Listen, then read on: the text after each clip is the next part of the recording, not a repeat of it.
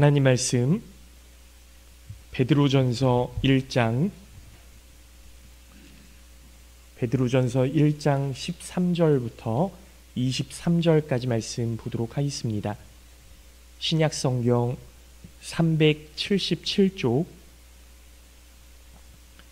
베드로전서 1장 13절부터 23절까지 말씀,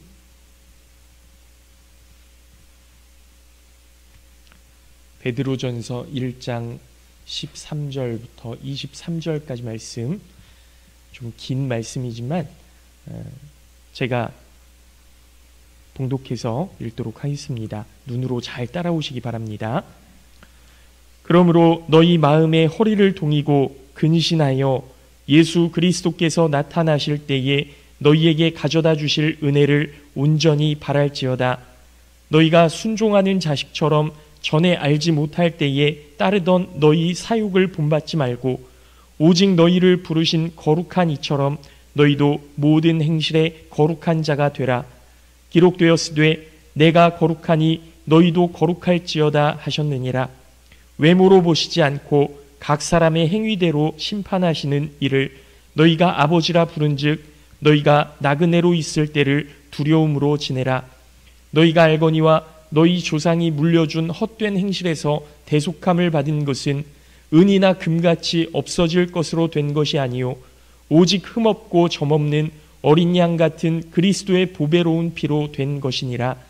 그는 창세전부터 미리 알린 바 되신 이나 이 말세에 너희를 위하여 나타내신 바 되었으니 너희는 그를 죽은 자 가운데서 살리시고 영광을 주신 하나님을 그리스도로 말미암아 믿는 자니 너희 믿음과 소망이 하나님께 있게 하셨느니라.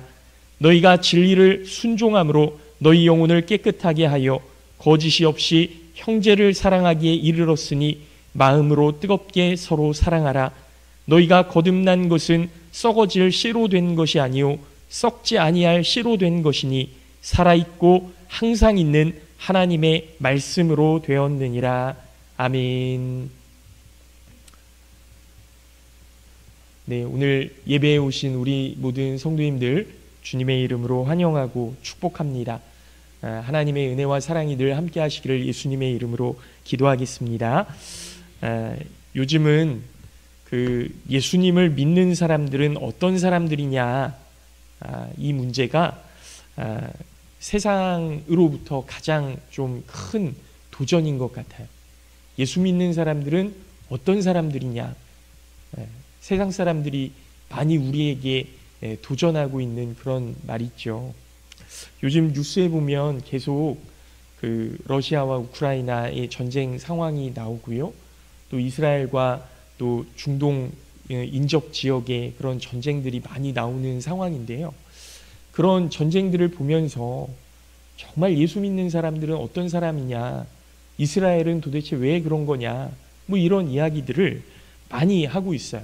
사실 신앙의 문제이기도 하지만 그 신앙의 문제 외에도 수많은 원인들이 이렇게 겹겹이 쌓여서 그런 전쟁들이 일어나고, 또 이번에는 북한이 러시아 우크라이나 그 전쟁에 참전했다고 하는 그런 내용들을 보면서 이 전쟁이 정말 전 세계로 확산되지는 않을까 하는 염려와 걱정 속에 있는 것도 사실입니다. 여러분, 예수 믿는 사람들은 도대체 어떤 사람들일까? 사람들이 교회에 대해서 거부감을 갖고 있고, 이 거부감의 폭이 점점 넓어지고 있는 상황인데요. 사실 초대교회 때에도 이런 도전들이 있었습니다. 오히려 오늘날과 비교할 수 없는 엄청난 박해와 거부감 속에서 복음이 전파되었고, 이 복음이 오히려 그 박해나 거부감을 뚫고 승리했던 것이죠. 문제는 그 당시에 그리스도인들이 세상 사람들과는 완전히 달랐다는 겁니다. 완전히 달랐다는 거예요. 지금은 그리스도인들이나 세상 사람들이 완전히 다른가? 여러분 곰곰이 생각해 보십시오. 내가 세상 사람들과 완전히 다른 삶을 살고 있는가? 물론 다른 점이 분명 있습니다. 그러나 가치관이나 삶의 우선순위, 생활 습관들을 곰곰이 생각해 보면 확연하게 다른 것은 그렇게 많지 않을지 몰라요. 그냥 눈에 보이지 않는 부분이 달라. 내 마음의 중심이 달라. 뭐 이 정도이지. 그냥 삶의 모습들을 이렇게 보면 세상 사람들이나 믿는 사람들이나 그렇게 다른 점이 없다는 겁니다. 그런데 초대교회 성도들은 달랐다는 거예요. 달랐다. 뭐가 달랐는지 대해서 오늘 말씀을 통해 은혜를 나누려고 하는데, 첫 번째로 13절 말씀을 보면, 그러므로 너희 마음에 허리를 동이고 근신하여 예수 그리스도께서 나타나실 때에 너희에게 가져다 주실 은혜를 온전히 바랄지어다 그랬습니다. 허리를 동인다라는 것, 이제 일을 준비한다는 것 아닙니까? 그때 당시에 옷이 이렇게 제가 입은 옷처럼 치렁치렁하니까요, 이 치렁치렁한 옷들을 이렇게 붙잡아 매려고 허리를 동이는 거예요. 일할 수 있도록. 예수 그리스도께서 나타나실 때, 이 때를 준비한다는 거죠. 영적인 허리를 동인다라는 것. 그런데 이 말씀은 예수님의 재림을 준비한다는 뜻이 아니고 우리가 예수님을 만나게 되는 그때를 준비한다는 겁니다. 우리가 주님을 만난다는 것은 우리의 힘과 노력이 아니고 예수님께서 우리를 찾아와 주시는 거죠. 성령 하나님께서 우리를 찾아와 주시는 겁니다. 그래서 예수님께서 나타나실 때라는 표현을 하는 거예요.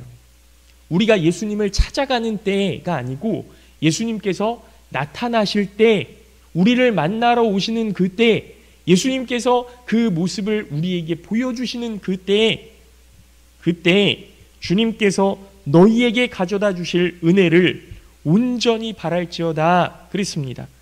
그러니까 첫째로 그리스도인들이 세상 사람들과 다른 점이 뭐냐면, 초대교회 성도들은 모든 삶이 예수 그리스도를 만나기 위한 준비 과정이었다라는 거예요. 예수님을 만나기 위한 준비 과정. 그래서 일을 하는 거고요. 그래서 세상 속에서 성실하게 살아가는 거고요. 그래서 이웃을 사랑하는 거고요. 밥을 먹는 것도, 내가 일을 하는 것도, 이웃을 만나는 것도 다 예수 그리스도를 만나기 위한 준비 과정이었다. 모여서 예배를 드리는 것도 마찬가지죠. 우리가 왜 예배 드립니까? 하나님 만나러 오신 거잖아요. 예수 그리스도의 은혜를 경험하러 여러분 이 자리에 나오신 것 아닙니까? 예배의 준비 과정과 똑같이 우리가 일상생활을 하는 것도, 학교를 가는 것도, 누구를 만나는 것도, 머리를 자르는 것도, 설거지를 하는 것도, 모든 일상이 다 예수 그리스도를 만나기 위한 준비 과정, 그 때를 위해서 살아가는 거죠. 여러분, 이것을 세상 사람들은 이해하지 못합니다. 일하는 이유가 뭐예요? 돈 벌기 위해서예요. 예수 그리스도를 만나기 위해서 일을 한다고 세상 사람들은 이해를 못하죠. 왜냐하면 세상 사람들은 주님을 만난다라는 것, 하나님을 만난다라는 것, 이건 뭐예요? 죽음을 준비하는 거예요. 세상 사람들이 이해하는 신앙은 그렇다니까요. 내가 마지막에 하나님을 만난다라는 건 죽음을 준비하는 거예요. 그리고 죽음 이후의 삶에 대해서는 전혀 모릅니다. 그런데 그리스도인들은 예수님을 영접하고 구원을 경험한 후에 그 주님을 만날 때를 준비하며 살아간다라는 거죠. 이것이 세상 사람들이 이해할 수 없는 그리스도인들의 신앙관이자 인생관이었습니다. 그러니까 초대교회 성도들은 처음부터 예수님을 만날 때를 기다리며 사는 사람들이다. 예수님께서 기다리라고 말씀하셨잖아요. 다시 오시겠다고 약속해 주시지 않으셨습니까? 초대교회 성도들은 그 예수님을 만나기 위해서 오늘을 살아가는 거예요. 핍박이 있죠. 괴롭힘이 있어요. 어려움이 있습니다. 그런데 왜 참고 기다리고 살아가는 거죠? 그냥 이제 다 끝났어. 우리 졌어. 세상과 이렇게 동화되어지지 않고 오늘을 견디면서 살아가는 이유는 예수님께서 다시 오시겠다라고 약속해 주셨기 때문에. 그래서 예수님을 기다리면서 살아가는 거예요. 그 얘기를 사도 바울은 디모데후서 4장 6절부터 8절까지의 말씀에서 이렇게 이야기합니다. 전제와 같이 내가 벌써 부어지고 나의 떠날 시각이 가까웠도다. 나는 선한 싸움을 싸우고 나의 달려갈 길을 마치고 믿음을 지켰으니 이제 후로는 나를 위하여 의의 면류관이 예비되었으므로 주 곧 의로우신 재판장이 그날에 내게 주실 것이며 내게만 아니라 주의 나타나심을 사모하는 모든 자에게도니라 그랬습니다. 여기서 주의 나타나심이라는 말을 사용하는 것도 주님의 만날 때, 주님께서 우리를 찾아오실 때 이걸 이야기하는 것 아닙니까? 주님을 만날 것을 사모하며 산다. 사도 바울도 나를 위해 의의 면류관이 예비되었다고 그렇게 기쁨을 표시하지 않습니까? 그러나 세상 사람들은 이걸 이해할 수 없는 거예요. 왜냐하면 이것은 구원을 받았느냐 받지 못했느냐 이 문제이기 때문에 그렇습니다. 예수님이 나를 찾아와서 나를 만나주셨다. 이건 뭐예요? 우리가 구원되었다라는 것 아닙니까? 여러분 물에 빠졌어요. 물에 빠졌어요. 막 허우적거리고 있습니다. 그런데 누군가가 나타났어요. 그럼 내가 구원받을 준비가 된 것 아닙니까? 그 사람이 던져준 밧줄을 붙잡고 물 밖으로 나와야 사는 것 아닙니까? 그 사람이 내민 손을 붙잡고 물 밖으로 나와야 사는 것 아닙니까? 그런데 물에 빠져 있는데 아무도 없으면요. 죽을 수밖에 없는 거죠. 던져준 밧줄이나 내민 손을 붙잡지 않으면요. 죽을 수밖에 없는 거죠. 예수님이 우리 앞에 나타나 주셨다라는 것은, 우리를 만나러 오셨다라는 것은 이제 구원될 준비가 되었다. 구원의 시작이, 구원의 문이 내게 열려졌다라는 거예요. 여러분 잡아야죠. 그러면 잡아야죠. 그러므로 물에 빠진 우리 모든 믿음의 사람들을 예수님께서 내민 손을 붙잡고 물 밖으로 나오고 하나님이 던져주신 그 밧줄을 붙잡고 물 밖으로 나와야 되는 겁니다. 이 만남을 준비하며 지금은 물에 빠져 있지만 그 손을 붙잡을 것을 기대하고 밧줄을 던져주실 것을 기대하면서 이제 내가 살 수 있구나라는 희망으로 살아가는 거예요. 그게 그리스도인이에요. 또 그리스도인들은 예수님을 만날 때를 기다리며 사모하며 살아가는데 그것이 가상의 사건이 아니라 실제였어요. 상상이 아니라 실제로 일어난 일이었다고요. 여러분 어떤 작가가요 감옥에 갇혀서 그 안에서 쓴 기록이 있어요. 그 인터넷을 검색하다가 보게 되었는데 감옥에 가면 두 가지 문제가 있답니다. 두 가지 문제. 하나는 배가 고픈 거고요. 하나는 싸움이에요. 배가 고픈데 내가 먹고 싶다고 먹을 수 있는 상황이 아니잖아요. 감옥은. 그리고 싸움이 계속 일어나지 않습니까? 다툼이 일어나잖아요. 이 두 가지 문제가 어떻게 나타나냐 하면 감옥에요. 그 외식과 외박이 있대요. 외식과 외박. 외식은 뭐냐면요. 주말이면 감옥에 있는 사람들이 삥 둘러 앉아서 어떤 음식이 맛있는지에 대해서 이야기를 한대요. 그러니까 그 음식에 대한 설명을 하면서 간접적으로 음식의 그 맛을 상상하는 거예요. 근데 이런 그 문제가 나왔어요. 짜장이 맛있냐, 짬뽕이 맛있냐. 여러분 그 사람들 앞에 짜장이나 짬뽕이 있는 게 아니에요. 그런데 상상을 하면서 토론을 하는 거예요. 짜장이 얼마나 맛있는지 그 이유에 대해서 막 설명을 하고, 짬뽕파는 짬뽕이 얼마나 맛있는지 짬뽕에 대해서 설명을 하고, 그러다가 어떻게 됩니까? 싸움이 나는 거예요. 이게 격해져서 다툼이 되는 겁니다. 여기에 진짜 짜장이나 짬뽕이 있는 게 아닌데도, 아무것도 없는데도 그냥 싸움이 일어나는 거예요. 아무것도 없는데 말에 감정이 섞이면서 싸우는 거죠. 또 외박은 뭐냐면요. 지도를 갖다 놓고 가상의 여행을 떠나는 겁니다. 누구는 뭐 동해가 좋다, 누구는 서해가 좋다, 뭐 이렇게 그 다툼이 일어나는 거죠. 실제로 가본 것도 아니지만, 실제로 가는 것도 아니지만, 그 가상의 상상으로 다툼이 일어나는 거예요. 여기가 좋다, 저기가 좋다. 여러분, 다 상상 아닙니까? 얼마나 어리석은 일이에요.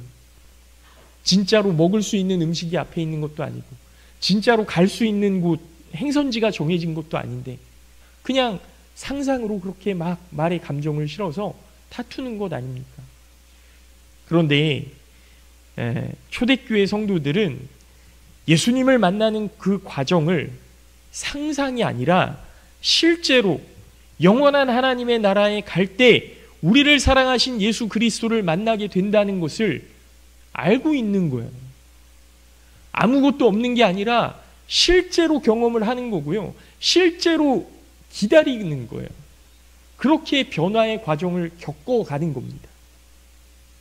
그 만남을 준비하며 살아가는 것이 그리스도인들의 인생이다라는 거죠. 두 번째로 초대교회 그리스도인들은 뭐가 달랐냐? 그러니까 첫 번째는 실제로 예수님을 기다리는 인생이었다.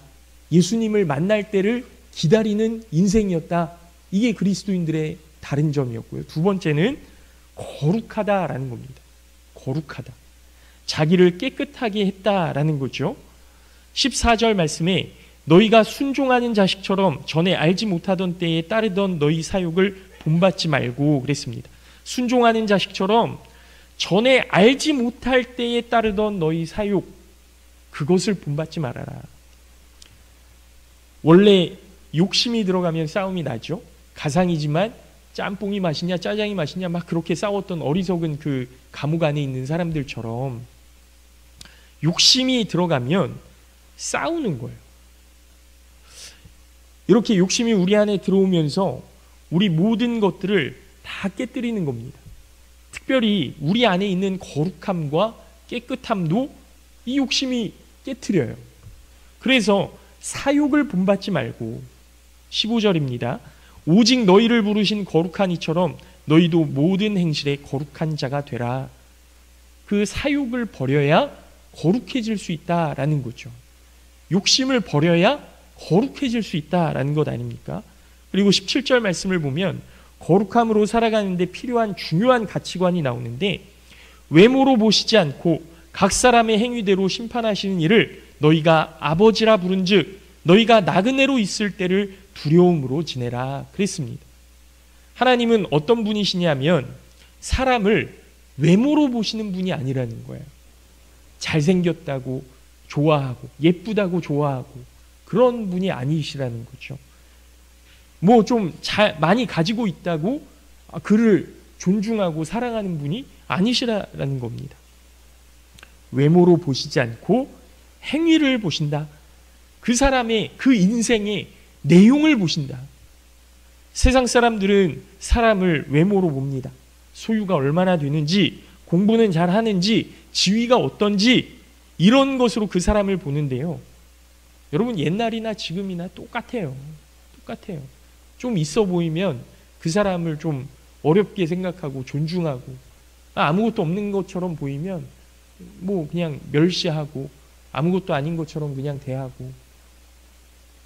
그러나 초대교회 성도들은 사람을 볼 때 외모로, 계급으로, 돈으로 보지 않고 행실로 봤다라는 거죠. 행실로 봤다. 그 증거가 어디 있습니까? 초대교회에서 7 집사를 세울 때 그 사람의 내용을 본 거잖아요. 믿음을 본 거잖아요.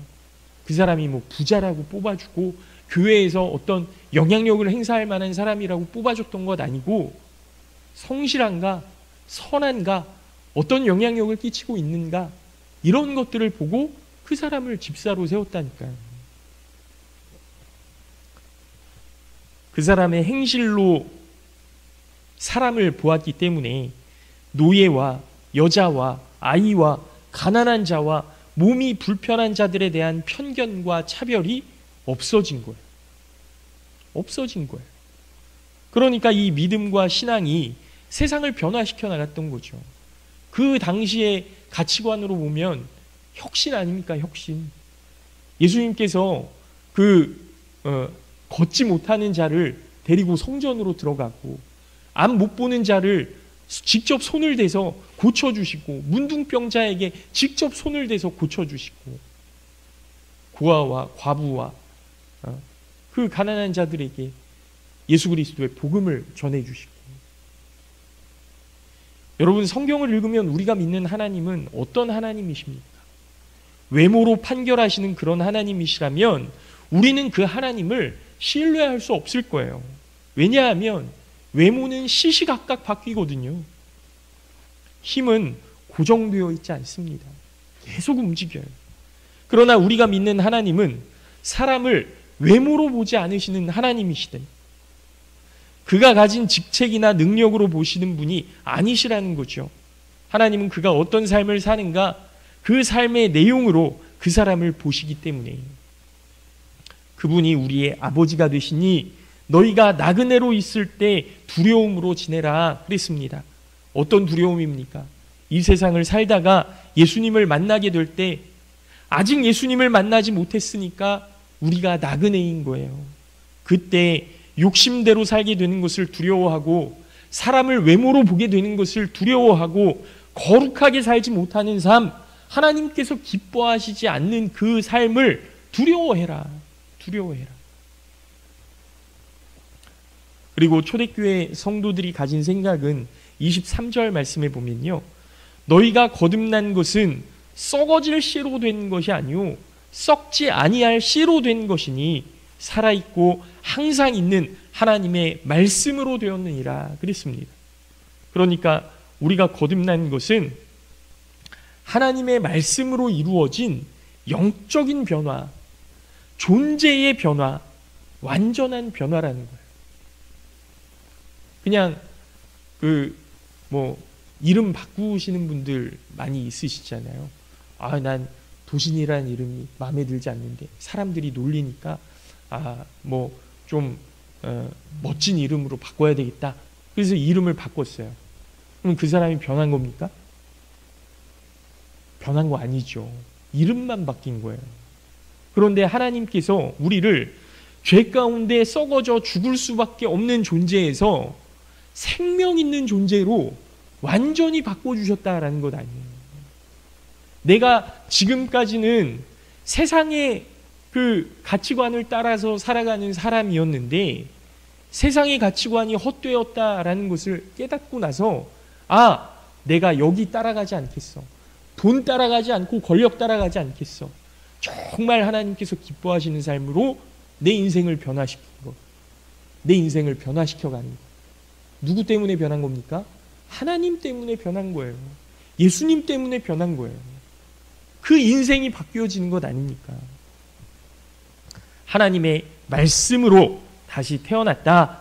그래서 오늘 본문 말씀은 아니지만 그 뒤에 24절, 25절 말씀을 보시면 그러므로 모든 육체는 풀과 같고 그 모든 영광은 풀의 꽃과 같으니 풀은 마르고 꽃은 떨어지되 오직 주의 말씀은 세세토록 있도다 하였으니 너희에게 전한 복음이 곧 이 말씀이니라 그랬습니다.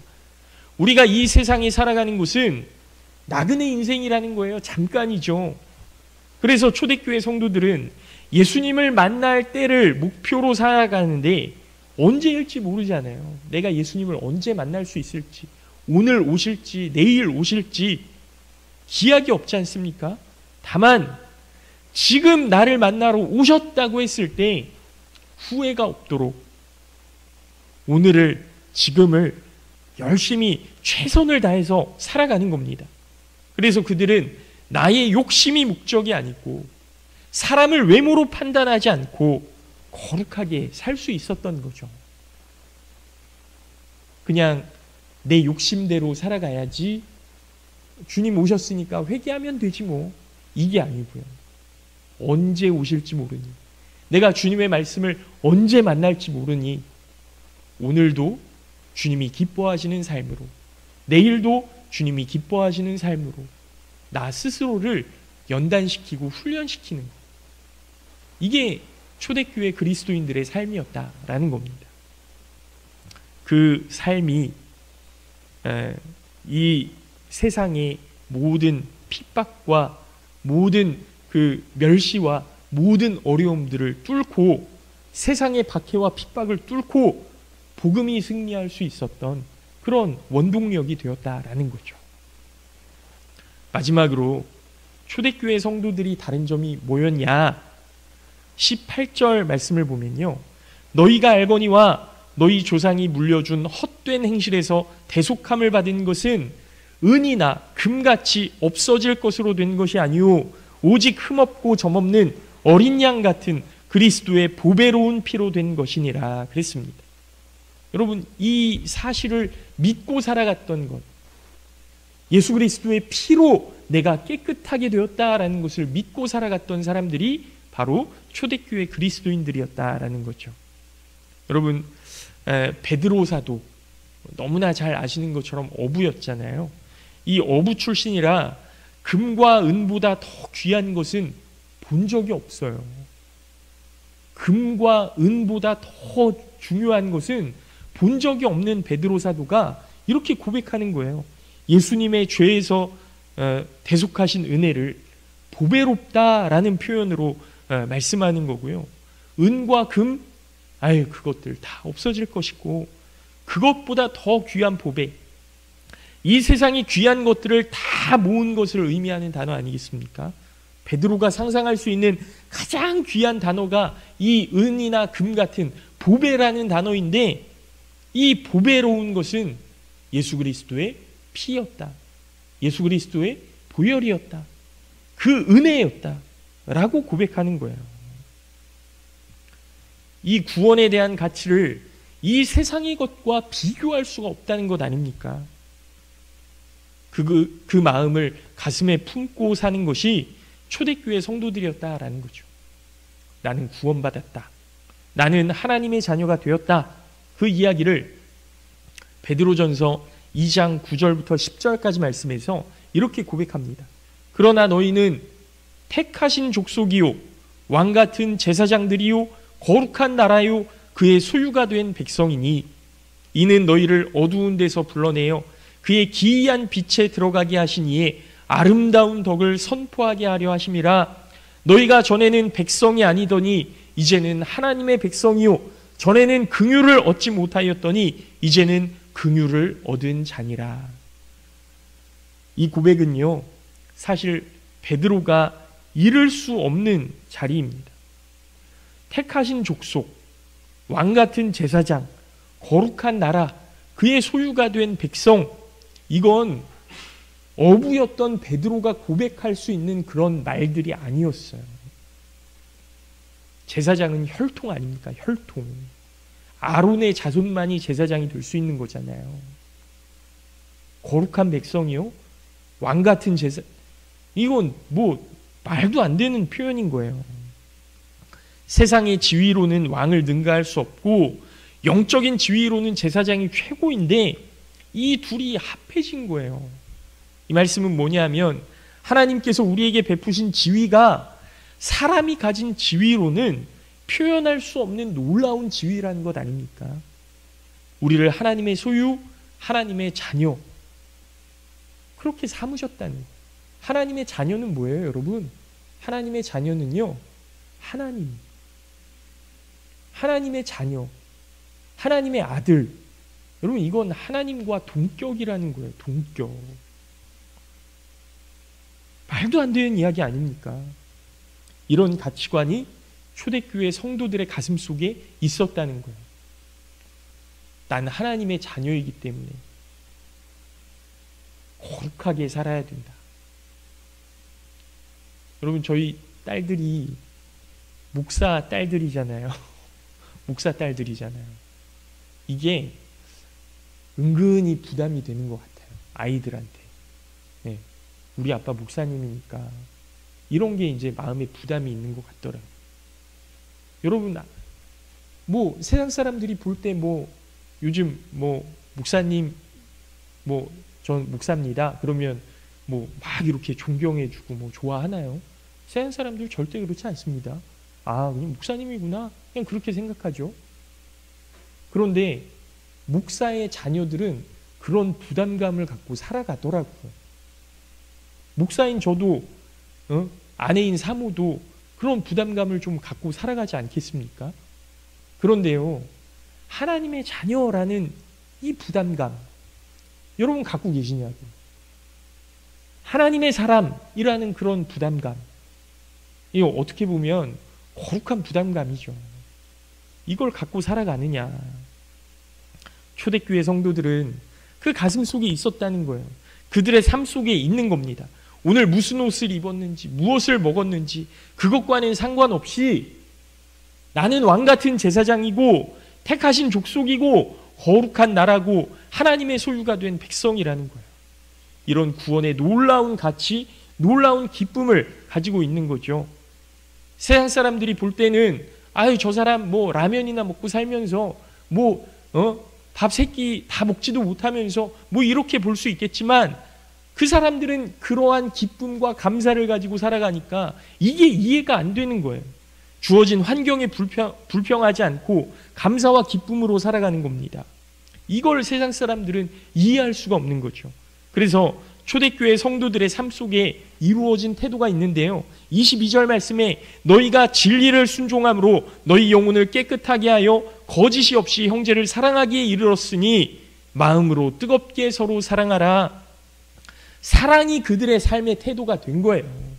내가 제대로 먹지 못하지만 내가 핍박당하고 있는 상황이지만 내가 사랑할 수 있는 사람이 되었구나. 서로 사랑해야지. 그러므로 베드로 사도는 그 고백이 맞다. 그러니 입으로만 사랑하지 말고 마음으로 뜨겁게 사랑해라. 그렇게 권면하는 겁니다. 그래서 교회가 사랑이 넘치는 공동체가 되었다라는 거죠. 세상 사람들은 여전히 이해가 안 되는 겁니다. 여러분, 하나님은 어떤 분이십니까? 우리가 이제 10월달, 제가 10월 첫 주부터 신앙의 훈련에 대해서 계속 말씀을 드렸는데요. 오늘 신앙의 훈련에 대해서 강조하는 것은 너희도 거룩할지어다. 하나님이 나를 만나 주실 것이다 라는 믿음 가지고 오늘을 성실하게 살아가고 하나님의 말씀으로 내가 변화된 존재가 되었구나. 그 믿음을 가지고 거룩하게 살아가고 하나님이 우리에게 주신 그런 베풀어 주신 은혜로 말미암아 나의 존재가 변했으니 내 존재가 더 이상 세상의 존재가 아니라 사랑하는 존재로 살아가야 되겠구나. 그 믿음을 가지고 우리가 훈련되어져야 된다라는 거죠. 여러분, 요즘 교회와 성도가 욕을 많이 먹습니다. 그런데 이게 교회를 다니기 때문에 비난을 받는 것이 아닙니다. 사람들의 기대에 못 미쳐서 비난을 받는 거예요. 왜냐하면 세상 사람들은 생각할 때 예수님을 믿는 사람들은 정직하겠지 생각하는데 그렇지 못한 거거든요. 세상 사람들은 예수님을 믿는 사람들의 인격과 인품이 더 괜찮을 거야 그렇게 생각하는데 자기와 다를 바가 없는 겁니다. 그러니까 실망하고 비난하는 거죠. 교회가 필요 없다라고 공격하는 겁니다. 여러분, 우리 신앙의 훈련은 우리의 성품과 인격이 달라져야 되는 거예요. 우리가 먼저 달라져야 되는 겁니다. 더 이상 욕심에 휘둘리지 않고 거룩하고 깨끗하게 살아가야 합니다. 나 스스로가 말씀으로 변화된 사람이라는 자각을 하고 살아가야 되는 겁니다. 그래서 배려하고 뜨겁게 사랑하는 예수 그리스도의 마음을 품은 사람들로 하나님께서 기뻐하시는 태도로 살아가야 될 줄로 믿습니다. 사랑하는 성도 여러분, 우리의 모습을 잘 돌아보십시오. 그리고 예수 그리스도를 우리의 삶의 목표로 세우고 하나님을 바라보실 수 있기를 바랍니다. 나 혼자 가는 길이 아닙니다. 우리 신앙의 형제와 자매들이 이 길을 함께 할 것이고 아직 예수님을 알지 못하는 사람들이 언제 우리와 합류할지 모르는 상황이에요. 우리가 그들에게 믿음의 본을 보여야 되지 않겠습니까? 그러니 우리는 훈련되어야 합니다. 하나님의 놀라우신 은혜와 사랑은 나에게만 주어진 것이 아니고 주의 나타나심을 사모하는 모든 자들에게 차별 없이 주어지는 것이기 때문에 나의 욕심을 내려놓고 거룩함으로 구별된 모습으로 뜨겁게 사랑하시는 우리 모든 성도님들 되시기를 바라고 그래서 세상 가운데서 하나님의 영광을 드러내시는 우리 모든 성도님들 되시기를 예수님의 이름으로 축원합니다. 잠깐 기도하겠습니다.